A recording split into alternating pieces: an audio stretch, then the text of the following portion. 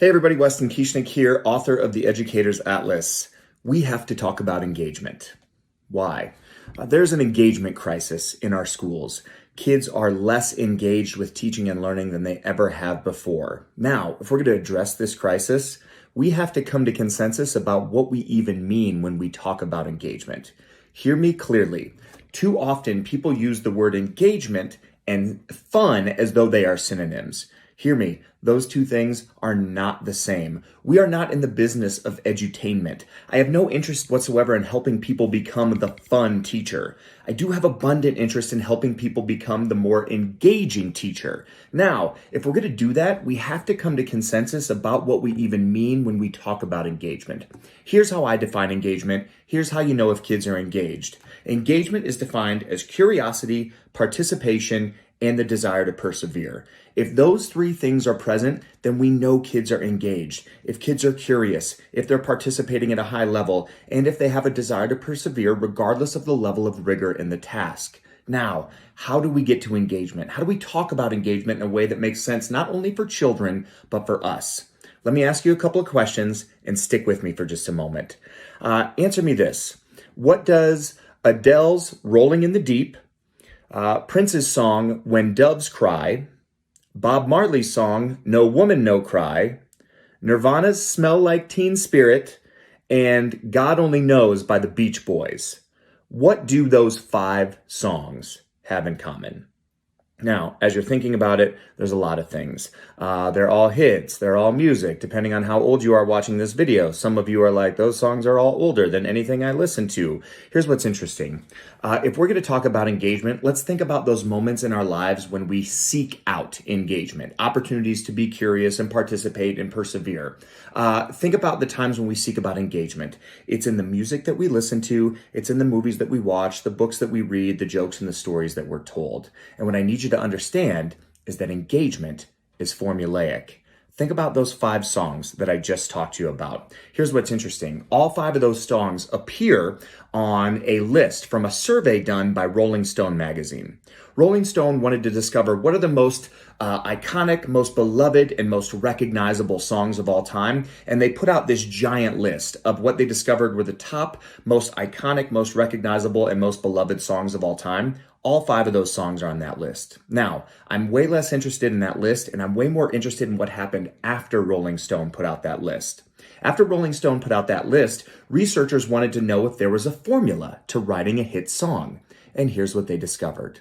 They discovered that every single song on that list follows this exact format. First and foremost, there will be an intro to the song and then the first verse. The chorus will come around, the second verse will come around. The chorus will come around again, the song will take us to the bridge, the chorus will happen again, and then the song will close and end. Every single song on that list follows that exact format. All 5 of those songs I just told you. Furthermore, you should know that about every single song on that list averages about 120 beats per minute.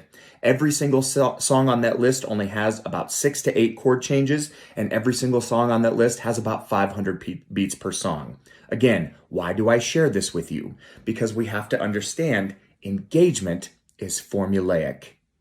Let me give you this example. Think about how many of you have seen a Disney movie before, right? That's probably all of us. I need you to know so back up. How many of you have ever heard of something called Freytag's Pyramid before? Probably less of you. Well, here's the deal. Anyone who has seen a Disney movie before knows Freytag's Pyramid intimately well. Here's Freytag's Pyramid. Here's how every Disney movie you've ever seen is written.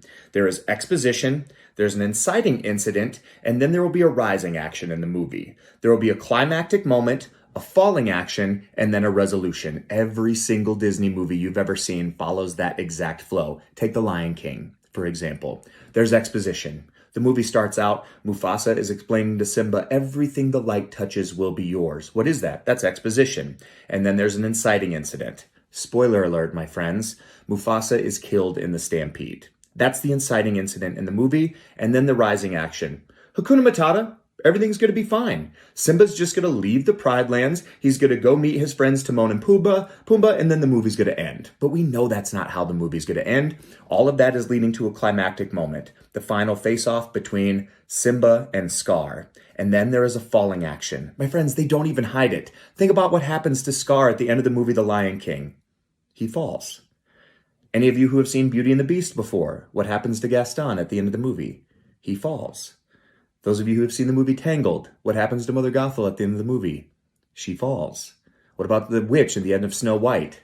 She falls. Why? Because in every movie there will be a falling action and then a resolution. Think about the Lion King. And the circle of life continues. Every single Disney movie you've ever seen follows Freytag's pyramid. Why does that matter? Because I need you to understand that engagement is formulaic. Now, think about these movies. Think about Lord of the Rings. Think about The Matrix. Think about Star Wars. Think about Harry Potter. Think about Spider-Man. What do all of those movies have in common? Every single one of those movies follows the hero's journey. Every single one. Again, why does that matter? I need you to understand engagement is formulaic. I'll tell you this. I was on a flight recently, and it was a really long flight, and so I was excited to get on the Wi-Fi and get some work done while I was on this flight. We get to a cruising altitude, 30,000 feet. I open up my laptop, and of course the Wi-Fi is down. I rang my call button to call the flight attendant over because 9 times out of 10, what can happen is they can just reset the Wi-Fi from the front of the plane. So I asked as nice as humanly possible. I said, hey, would you mind resetting the Wi-Fi from the front of the plane? There's absolutely no hurry whatsoever. Flight attendant looks at me and says, pretend like it's the olden days, turns my call button off, and walks away. Okay, so I lit up a cigarette. I was like, all right, no problem. Like, I'll pretend it's the olden days. I lit up a cigarette and she comes running to the back of the plane. She was furious. And she said, sir, that's illegal. And I said, just pretend like it's not. Okay, pause for just a moment. So I need you to know that's a joke. I need you to know that's not a real story. Why would I have told it to you? Every joke you've ever heard, every story that you've ever loved follows a really, really similar flow. Joke structure is formulaic. Think about how that story went. Every joke or every story will typically start with a setup. So think about my setup.